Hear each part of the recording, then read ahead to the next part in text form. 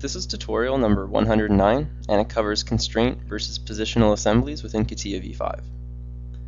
Now, what I'm going to do in this tutorial is I'm just going to give you a little bit of an intro to what we're going to be doing in the following tutorials, and kind of an intro to positional versus constraint assemblies in CATIA. So when you're making your assemblies, there's two different ways you can go about it. You can use constraints to constrain all of your components to make an assembly, and all the constraints are found in here. So you have things such as coincident, contact, offset, angle.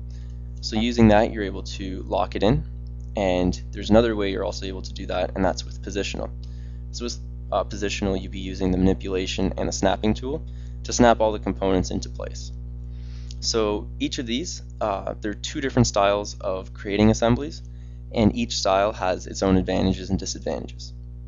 So with a fully constrained assembly, what you're able to do is, say, put all the constraints on there, and if it's a moving part, you're able to move it around and move it, position it, and you're able to see the travel and whatnot.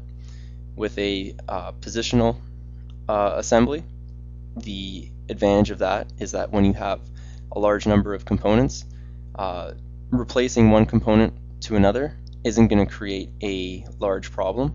So with the constraints though, as you have so many constraints relying on each other, when you replace a component, sometimes it's not going to fully replace from one to another, so you may run into problems with the constraints following from one move to another, so you're going to run into problems. So for larger assemblies, positional is really good, and with the fully constrained, it allows you to see the motion a lot easier and a lot quicker. You're still able to do it with a positional assembly, except that it takes a little bit more time to set it up and move it around.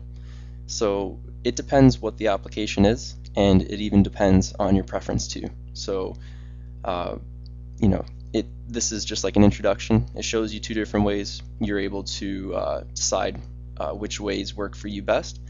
But in the next few tutorials, we're going to be going over all the constraint assembly features, and then we're going to go over the positional assembly features. Then from there, we're going to create the guitar, the entire assembly, using both of those types. So we're going to create the guitar with a positional assembly, and we're going to do it with a constrained assembly.